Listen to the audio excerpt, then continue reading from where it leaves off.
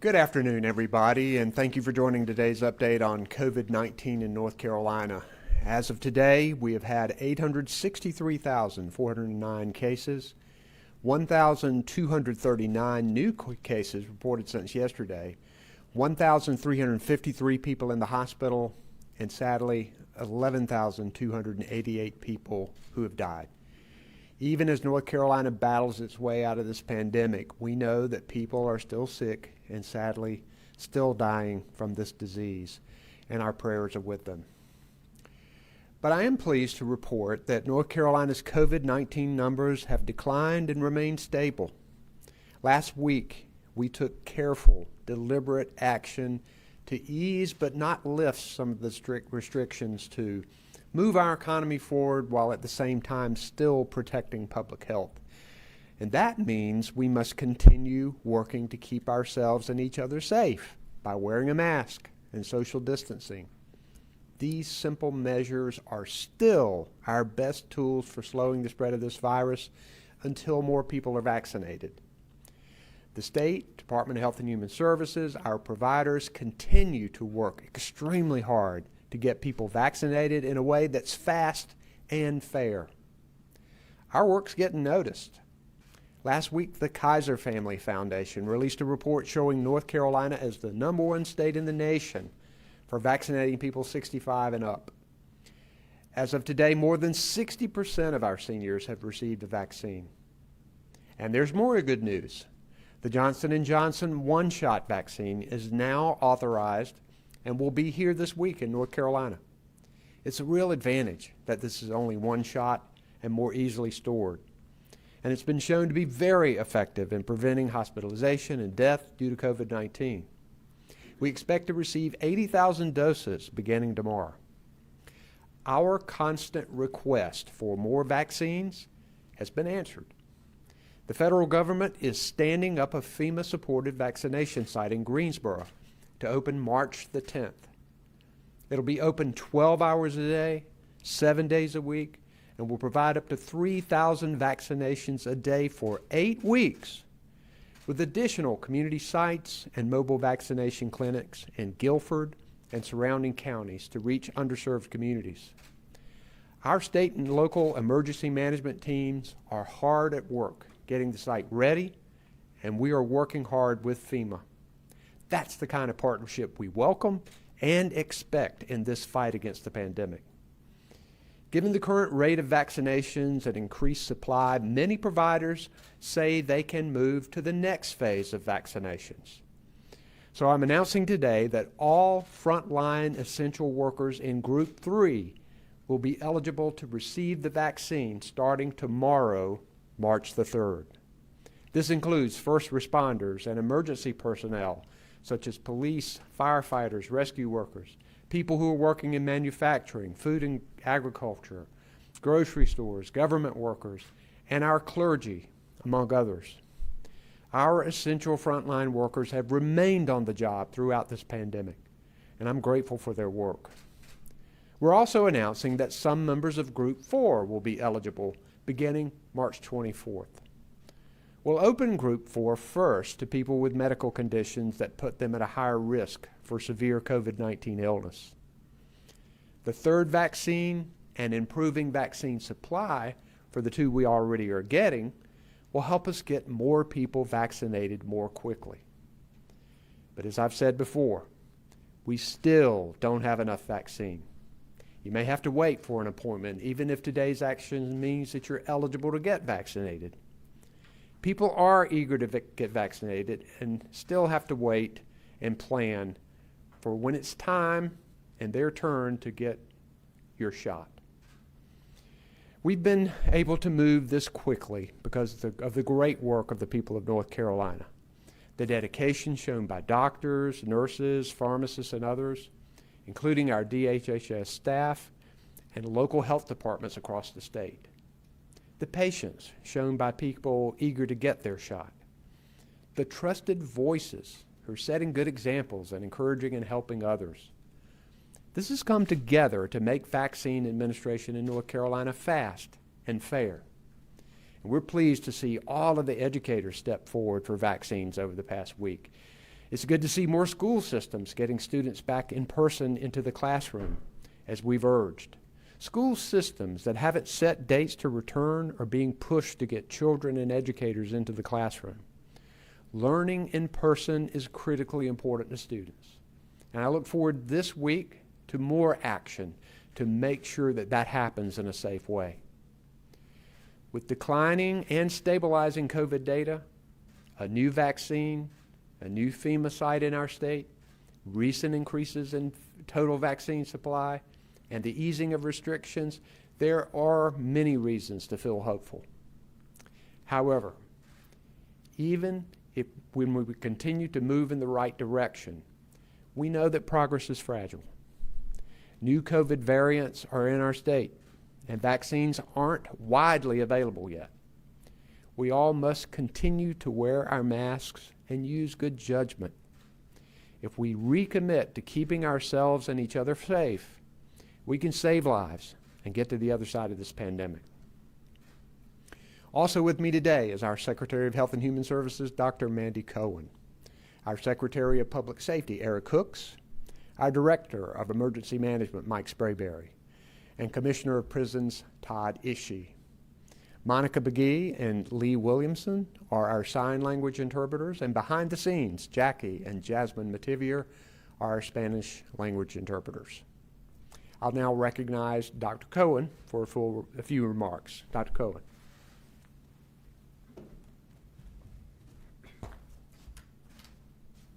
Well, thank you, Governor. This is a really exciting moment. This weekend, the federal government authorized the Johnson & Johnson one-shot vaccine, and we now have 3 tested, safe, and effective COVID-19 vaccines that are keeping people out of the hospital, keeping them from dying from this virus. A third COVID-19 vaccine means North Carolina can get more people vaccinated sooner and meet our goal to provide equitable access to vaccines in every community across this state. Later this week, as the governor said, we expect to get more than 80,000 doses of Johnson & Johnson vaccine, and we'll be getting 215,000 first doses of the Moderna and the Pfizer vaccines, bringing our state's allocation to almost 300,000 first doses for this week. Additionally, we'll have 160,000 second doses arriving. Busy week.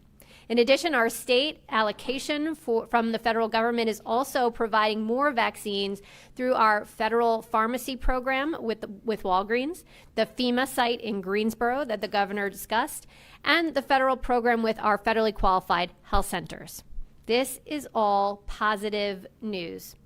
While vaccine supplies are still far below what we need to vaccinate everyone, they are improving. Therefore, as the governor noted, all frontline essential workers will be eligible for vaccine starting tomorrow. Our frontline essential workers have been at their jobs throughout this pandemic, making sure we could buy food, keeping us safe, and providing vital services that we all rely upon. Let's take a moment to watch a new PSA featuring these often unsung heroes talking about how and when they plan to get their shot.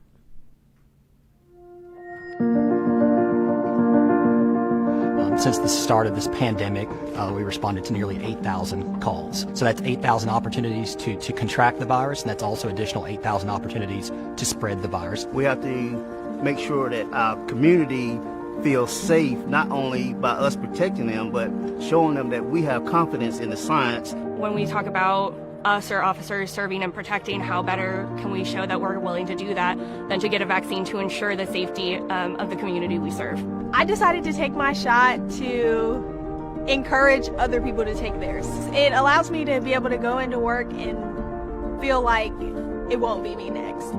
We want to make sure that people can get their food, can get their medicine, diapers, milk, all the things that they have to have. Everybody's got to do their part. If you're not going to get the vaccine, you're just not using your head.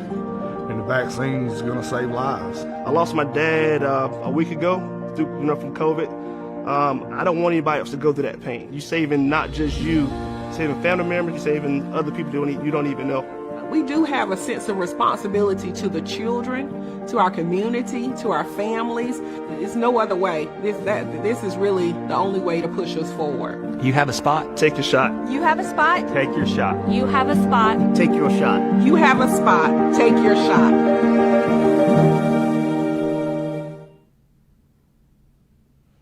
I hope you will share this video along with other resources that you can find at yourspot.yourshot.nc.gov.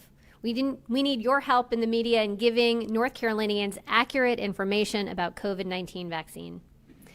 As we look ahead and expect our vaccine supply to continue to improve, we will plan to move to Group 4 on March the 24th. We will begin Group 4 with people who have a medical condition that puts them at higher risk for serious illness, as well as those living in certain congregate settings who have not yet been vaccinated. We've also made some clarification to the groups that I want to go through. First, for Group 1, the definition of long-term care has been updated to include people receiving long-term home care for more than 30 days. This includes home and community-based services for persons with intellectual and developmental disability, private duty nursing, personal care services, home health, and hospice. In addition, for Group 4, we've clarified that higher risk medical conditions include intellectual and developmental disabilities such as Down syndrome and neurologic conditions such as dementia. All of these updates will be on our website, yourspot.yourshot.nc.gov. The top line message is that frontline essential workers are eligible for vaccine starting tomorrow. All current eligibility groups, healthcare workers, our long-term care staff and residents, and people 65 and older, as well as child care and school staff, will continue to be vaccinated as well. Remember that some vaccines providers may not be ready to open to all frontline essential workers on March 3rd if they're still experiencing high demand for vaccines from those current groups. To slow the spread of COVID-19 and save lives, please continue to practice the 3 W's, wearing that mask, waiting 6 feet apart, and washing your hands until most people have a spot to take their shot. Thank you, Governor.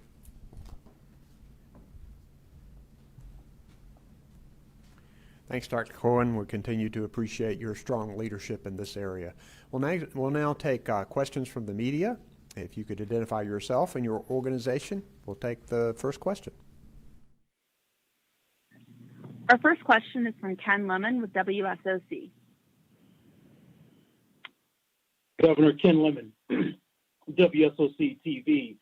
I did want to ask one question in regards to the homeless. And question is, did we miss an opportunity when we have who are most often transient in a community, have least opportunity to control their own health, and these individuals who are not vaccinated in these areas? We are deeply concerned about the homeless population, and we are anyway, but when COVID came, we know that people who live in congregate settings have a higher risk of getting and transmitting COVID. We saw that in nursing homes, in prisons, and in the homeless population. I know that our department has worked very hard to provide services for them, to find quarantine support for them. I'll let Dr. Cohen talk a little bit about some of the specific things that are happening out there, but we know that this is a societal issue that we have to tackle together with affordable housing, with mental health services. This is a great time to talk about it, expanding Medicaid to people who are working and aren't making enough money to be able to qualify for federal benefits under the Affordable Care Act. But I'll let Dr. Cohen talk a little bit more about some of the services that our department is providing.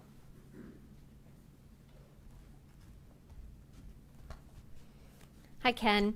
Specifically related to those who are homeless in terms of their access to vaccines, there are a number of ways folks may have already gotten vaccinated. Obviously, anyone who is 65 and up who may be homeless is already eligible for a vaccine, as well as those who are the workers who work in our homeless shelters, are frontline essential workers, and as of tomorrow will be eligible for vaccine.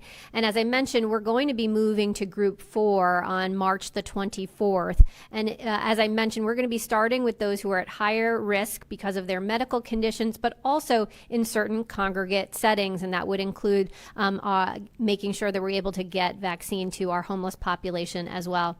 As the governor mentioned, this has been an area of focus for us throughout this pandemic. As the governor mentioned, whether it was making sure that folks had a place to isolate or quarantine, making sure there was wraparound supports, not just access to testing and a place to isolate, but making sure that they were getting access to the services they need. So has been an important population we've focused on throughout this pandemic. Thank you.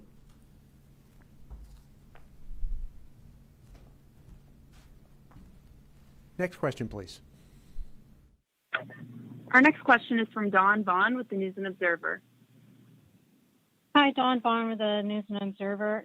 Is the Johnson & Johnson supply going to be a consistent amount week to week?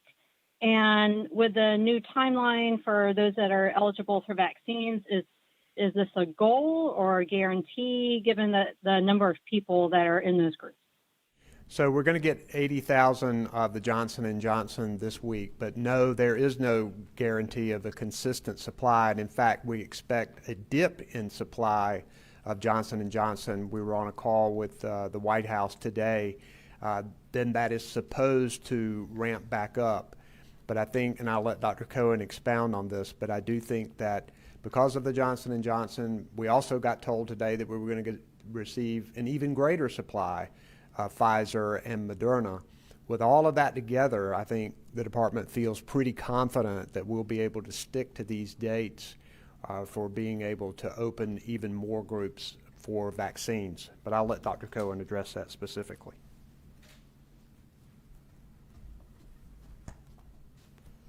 Hi, Dawn.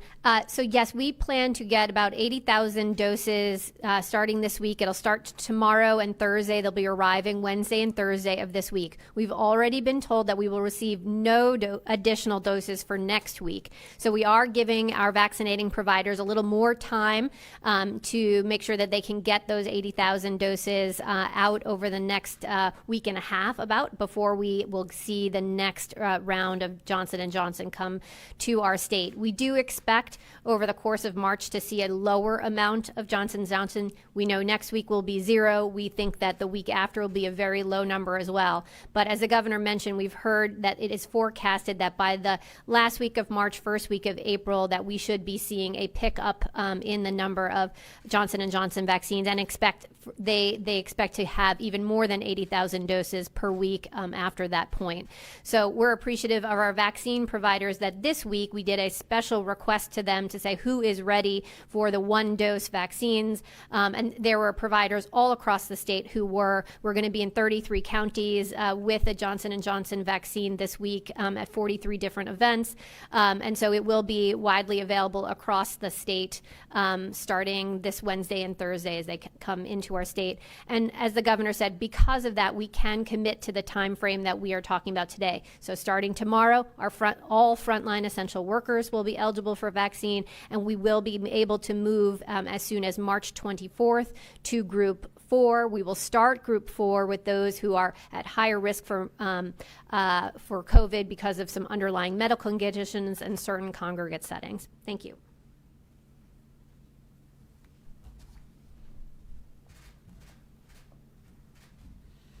Next question, please.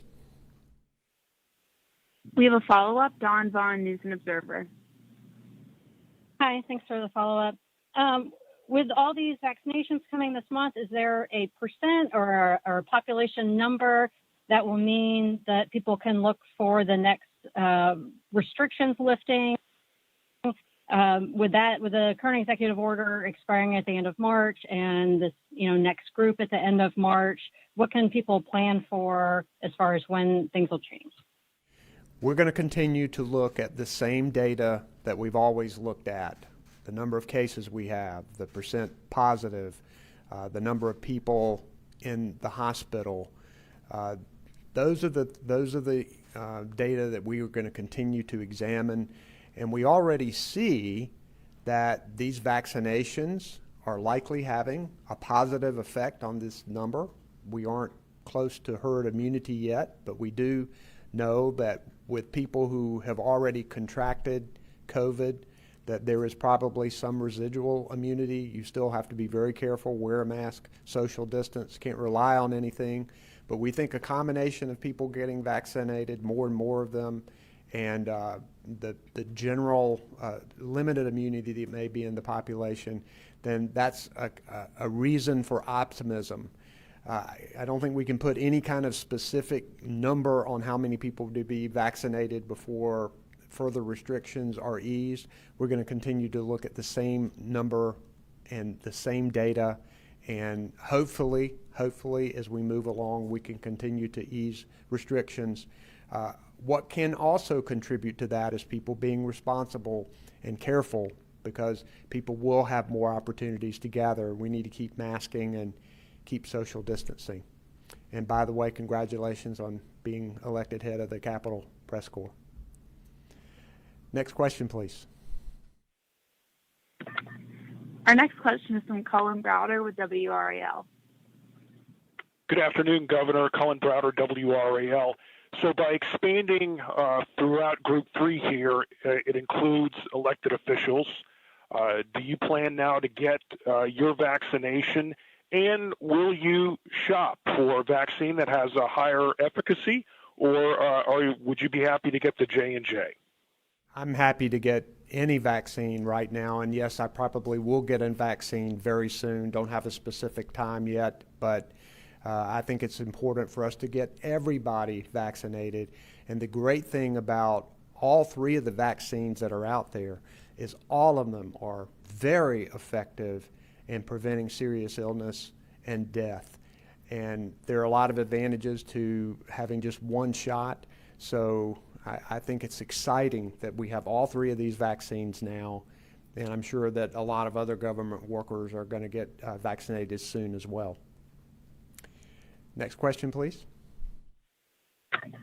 Our next question is from Francis Weller with WECT. Good afternoon, Governor Cooper and Dr. Cohen. Hope you're both doing well. Francis Weller with WECT. My question is really for clarity for our viewers. With the addition of this new vaccine by Johnson & Johnson, it will be put into the mix with the other vaccines and administered based on availability, correct? And here's why I'm asking. We have heard concerns from some of our viewers who say they would rather get the Pfizer or Moderna vaccine because of the better efficacy. But that's really not an option, correct? I'll let Dr. Cohen address that specifically.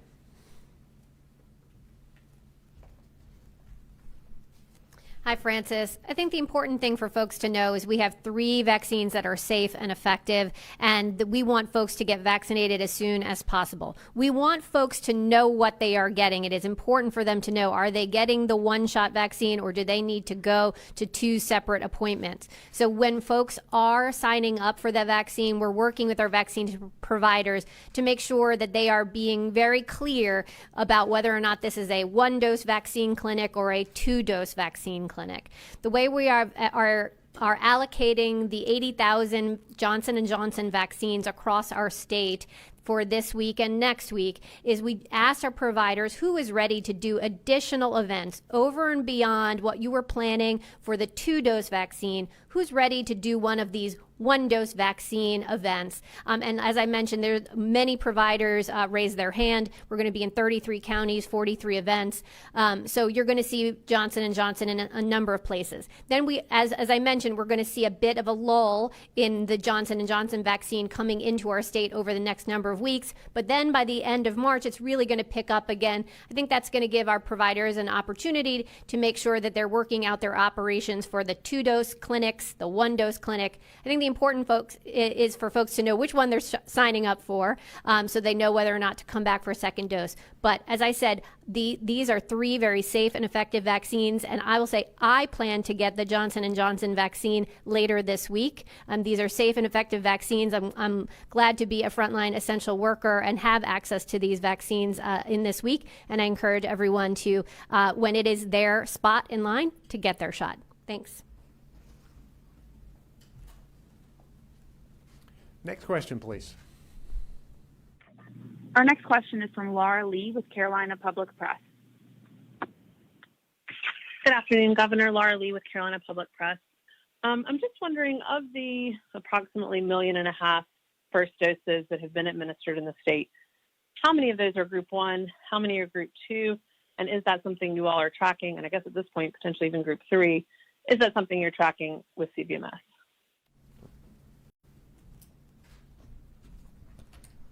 Hi, Laura. I think we have contours of that that you could probably go right now on our dashboard. As you know, Group 2 are largely those who are 65 and up. So you can use some proxies because we do report race, ethnicity, gender, and age for all of our vaccinations down to the county level. You can sort of get an approximation of who are the folks who are over 65. So thus, that's really your Group 2. We do separate out also those who are getting vaccinated through the long-term care program. And so that gives you a sense of how many folks we may have done in Group 1. As we get further into Group 3 and Group 4, I think that will be harder to determine as we move through, but we can take back to see if we can provide you those more specific answers. Thanks. Next question, please. We have a follow-up, Laura Lee, Carolina Public Press. Thanks for taking my follow-up. I guess the follow-up is just, is that tracked by CVMS? And then in Group 4, when you're prioritizing this subgroup of high-risk medical, will that subgroup go first on March 24th, or will March 24th open all of Group 4 up? I'm going to let Dr. Cohen answer that question, but I'll take this opportunity to congratulate our department for CVMS. This is one of the few states that built our own data system from the ground up, which gives us very granular information about race, ethnicity, and it was recently recognized as the top state for having almost 100% of the data that you need. This allows us to see a problem so we can tackle it, particularly when it comes to equity. And almost every state in the country had problems with that early, as did we. But our information told us that we had a problem with equity, and there was a lot of strong, intentional work to make sure that not only are we getting these vaccines off the shelves and into arms quickly, but we're also doing it equitably. And we want those arms to look like the people of North Carolina, and I'm proud of that. But I'll let Dr. Cohen address that question specifically. Hi, Laura. We do track which groups that folks are in through CVMS. And so your other question was on March 24th, we will open Group 4 in phases, similar to what we did with Group 3. So we will start with those with underlying medical conditions that put them at higher risk for severe illness from COVID. That list of medical conditions is on our website. As I mentioned, we are updating it to make sure that we are being intentional about including it for those with intellectual and developmental disabilities such as Downs, neurological diseases such as dementia. So you'll see that update on our website this afternoon. But we will be starting with those who are in the part of Group 4 that have underlying medical conditions and certain congregate settings. Thank you. Next question, please. Our next question is from Rose Hoban with North Carolina Health News. Hi, it turns out this is a little bit of a follow-on question from Laura's question. What do we know about people with disabilities in North Carolina and COVID? Like some states like California have been doing separate counts to get a sense as to what's happening with those folks. Have we been counting cases among people with disabilities, and what do we know about how they've been affected by the pandemic here? Hi, Rose. So we don't collect medical information within the CVMS system. We do collect race, ethnicity data that we were just talking about, but we do not collect medical status. We know that as we move forward to Group 4, obviously we are going to have folks who are self-identifying as those with a chronic disease that might put them at higher risk for COVID, but that is not going to be medical information we capture within our system. What I can say in terms of our response effort support for those with intellectual and developmental disabilities. I think this is where, particularly when they live in more congregate settings, where we spend a lot of time making sure we were protecting folks proactively. And there's a lot we've done to make sure that those congregate settings were as safe as possible. As we've gone through our vaccination efforts, those with intellectual and developmental disabilities have been being vaccinated throughout this process. Many of them do live in group homes or other settings. They're already eligible for vaccination. As I was mentioning in my opening remarks, we're also expanding the definition of long-term care to make sure that it's including those who get long-term home care, which will also make sure that those with intellectual and developmental disabilities are captured in our vaccinating efforts. So I want to make sure that folks know that we've been being particularly attentive to our intellectual and developmental community. We hear from their advocates as they are very close partners of ours as we do our work, and we're going to continue to work with them closely. Thank you.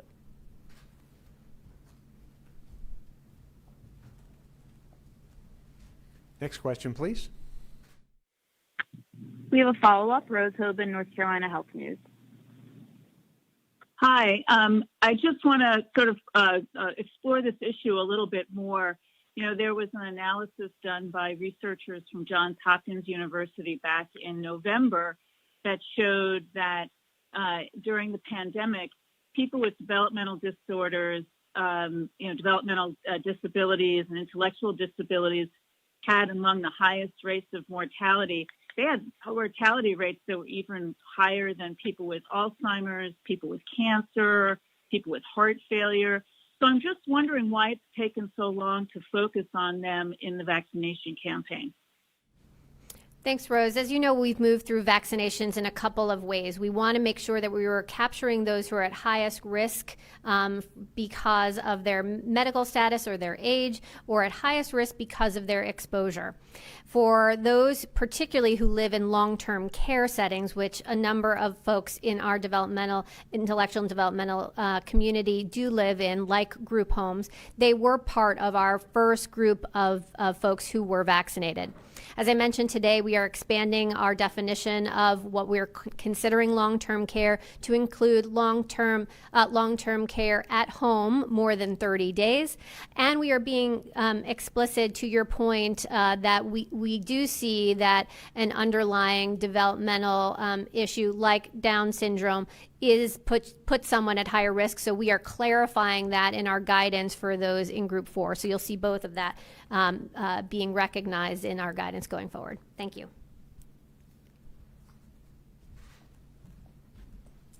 Next question, please. Our next question is from Richard Craver with the Winston-Salem Journal. Hello, Governor. This is Richard Craver from the Winston-Salem Journal. I was just going to get you to maybe elaborate a little further about the decision to accelerate from March 10th to March 3rd. Was there any one issue that was the tipping point in convincing you to do it, given the availability of Johnson & Johnson perhaps quicker than people had thought, or just the nature of the metrics going down? So obviously these recommendations come from Dr. Cohen and the whole vaccine team. They are in constant communication with our providers of vaccine. And we were hearing more and more from a number of providers that they were ready to go to this category, that they still had people in these other categories, but they were having big events, and they wanted to just make sure that they were using all the vaccine that they had as quickly as possible, so they were ready to roll. And there were enough of providers who had been talking to our team here to make them decide that we really need to go ahead and allow those providers who are ready to go ahead with Group 3 and move all of this up. Now, some parts of the state, some providers aren't going to be ready to move to Group 3, and we want to make sure that a lot of people who live in these areas understand that it may not be Group 3 for your area or your provider that you're planning to see. But it's calculated on part of the team. They want to make sure that we're getting these vaccines out quickly, and that's why this decision was made. Anything to add to that, Dr. Cohen? Okay. Next question, please. Our next question is from Sam Walker with Outer Banks Today.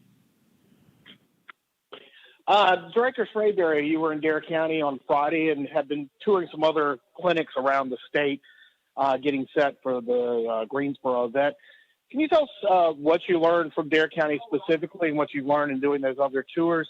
And for Dr. Cohen, we've been able to repurpose some of these television PSAs for use on radio, and just wanted to see if we might be seeing some radio PSAs with regards to the vaccination efforts. Thanks. I'm going to recognize Director Sprayberry, but he's already given me his report on his trip to Morehead City, so I'll call on him and then Secretary Cohen. Mike Sprayberry, our Director of Emergency Management.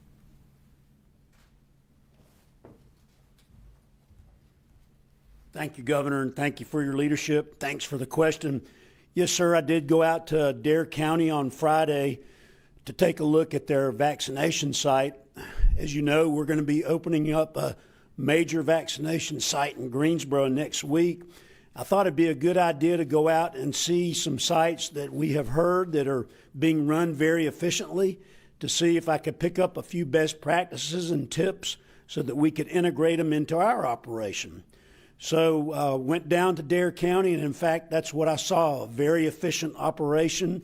A lot of volunteers, a lot of representatives from all of the county agencies working together, and the attitude was phenomenal, not just from the people that were doing the helping, but also the folks that were getting their vaccines. And so a wonderful time I had there with everybody. Got to see the county manager and the local health director. Same thing happened today in Morehead City. Got there early. Another wonderfully efficient operation.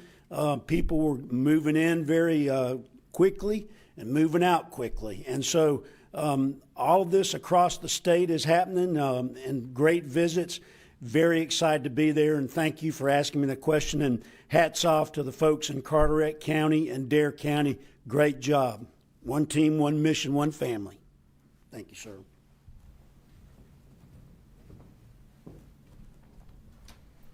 Hi, Sam. Thank you so much for using the public service announcements that were made for TV and repurposing for radio. I know we are doing a number of ways in which we're trying to get the message out. So we'll make sure that our communication teams reach out to you specifically so you can understand all the resources and make sure we're purposing whatever you need to get the message out. So thanks for that partnership.